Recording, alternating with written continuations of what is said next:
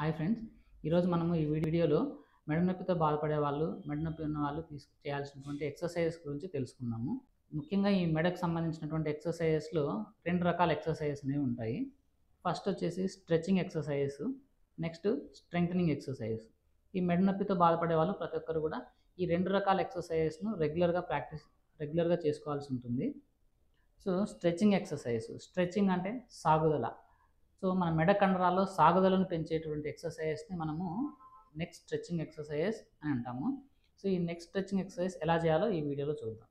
So first వచ్చేసి మెడ యొక్క సైడ్ కండరాలు. సో ఈ కండరాలలో సాగుదలను తీసుకురావాలి. సో ఫస్ట్ వన్, స్లోగా మెడను పక్కకి వంచుతూ పూర్తిగా వంగిన తర్వాత మన హ్యాండ్ సపోర్ట్ ద్వారా ఈ కండరాల్లో సాగుదలను కొంచెం పెంచుకోవాల్సి ఉంటుంది. అలాగే రైట్ సైడ్ స్లోగా తలని ఒక సైడ్ బెండ్ చేస్తూ కొంచెం సాగుదలను పెంచడం హ్యాండ్ సపోర్ట్ తోటి. అట్లే ముందుకు వెనుక భాగం, ఫ్రంట్, నెక్స్ట్ బ్యాక్. సో ఈ ఎక్సర్సైజ్ మీరు చేస్తున్నప్పుడు మీ మెడ కండరాల్లో సాగుదలను మీరు ఫీల్ అవ్వడం జరుగుతుంది. అలాగే side turning, left turn, right turn. ఈ 6 ఎక్సర్సైజెస్ తర్వాత రొటేషన్స్ మోస్ట్ ఇంపార్టెంట్. ఈ రొటేషన్స్ ఎలా చేయాలి అంటే clock wise rotations and anti clock wise rotation రెండు చేయాల్సి ఉంటుంది. ఫస్ట్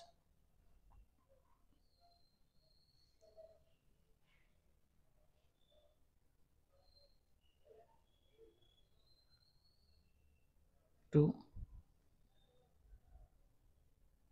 3. సో ఇలాంటి రొటేషన్స్ క్లాక్ వైజ్ రొటేషన్స్ ఒక 10. So next reverse clock wise rotations 1, 2 ఇలా ఒక 10 కౌంటర్ క్లాక్ వైజ్ రొటేషన్స్ చేయాలి. ఎవరికైనా ఇట్లా మొత్తం clock wise rotations anti clock wise full rotation చేయడానికి ఇబ్బందిగా ఉంది అన్నప్పుడు హాఫ్ రొటేషన్స్ అనేవి చేయొచ్చు. లైక్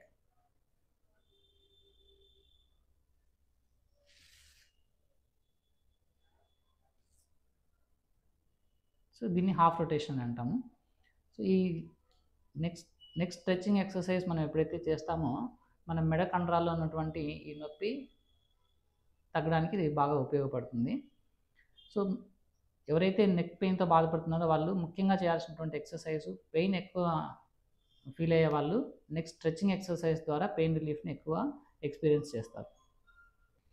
సో ఎవరైతే నెక్ పెయిన్తో బాధపడుతున్నారో వాళ్ళు ముఖ్యంగా స్ట్రెంగ్థనింగ్ ఎక్సర్సైజ్ కన్నా కూడా స్ట్రెచింగ్ ఎక్సర్సైజ్ ఎక్కువ చేయాల్సి ఉంటుంది. అండ్ వన్స్ వాళ్ళ పెయిన్ ఎప్పుడైతే సబ్సైడ్ అవుతుందో పెయిన్ సబ్సైడ్ అయ్యే కొద్దీ కూడా వాళ్ళు నెక్స్ట్ స్ట్రెంగ్థనింగ్ ఎక్సర్సైజ్ చేయాల్సి ఉంటుంది. నెక్స్ట్ స్ట్రెంగ్థనింగ్ ఎక్సర్సైజ్ ఎక్కువ చేయడం ద్వారా మెడ కండరాల్లో బలాన్ని పెంచుకోవడం జరుగుతుంది. వన్స్ ఈ మెడ కండరాల్లో బలాన్ని పెరిగినప్పుడు నెక్ పెయిన్ రిపీటెడ్గా రాకుండా, ఫ్యూచర్లో నెక్ పెయిన్ రాకుండా కాపాడుకోవడానికి ఇది సహాయం. నెక్స్ట్ మనం చేయబోయే ఎక్సర్సైజ్ స్ట్రెంగ్థనింగ్ ఎక్సర్సైజెస్, అంటే మెడ కండరాల్లో బలాన్ని పెంచే ఎక్సర్సైజెస్. సో ఈ బలాన్ని పెంచడానికి మనము రెసిస్టెన్స్ని ఉపయోగించాల్సి ఉంటుంది. సో ఈ రెసిస్టెన్స్ని ఎలా ఉపయోగించాలి అంటే యూజింగ్ అవర్ హ్యాండ్, మన చేయిని ఉపయోగించి మనం రెసిస్టెన్స్ని యూజ్ చేయడం జరుగుతుంది. లైక్ ఈ మన సైడ్ కండరాల్లో బలం పెరగడానికి మన తలను సైడ్కి బెండ్ చేస్తూ ఈ తల బెండ్ అవ్వకుండా మన చేతితో ప్రెజర్ని అప్లై చేయాల్సి ఉంటుంది. సో మనం ప్రెజర్ అప్లై చేస్తాము బట్ కానీ మెడ అనేది బెండ్ కాదు. Like for example side bending, side exercise. So నేను నా చేతితోటి ఈ తలకు ప్రెజర్ అప్లై చేస్తున్నాను అండ్ నా తలను మెడని కిందకి భుజం వైపు వంచడానికి ట్రై చేస్తున్నాను. సో నేను ప్రెజర్ అప్లై చేశాను బట్ కానీ మూమెంట్ అనేది ఉండదు. సో ఇలా మనం ఎప్పుడైతే ప్రెజర్ని అప్లై చేస్తామో దీన్ని స్ట్రెంగ్థనింగ్ ఎక్సర్సైజెస్ అంటాం. అలానే left side strengthening, next front, అలానే బ్యాక్. సో ఇలా ఈ స్ట్రెంగ్థనింగ్ ఎక్సర్సైజ్ కూడా సైడ్ కూడా చేసుకోవాల్సి ఉంటుంది. Side strengthening on right side and left side. I'm doctor Kranti Kiran, working in 7 Hills hospital, Nandyal. ఇలాంటి మరిన్ని ఇన్ఫర్మేటివ్ వీడియోస్ కోసం ప్లీజ్ సబ్స్క్రైబ్ అవర్ ఛానల్.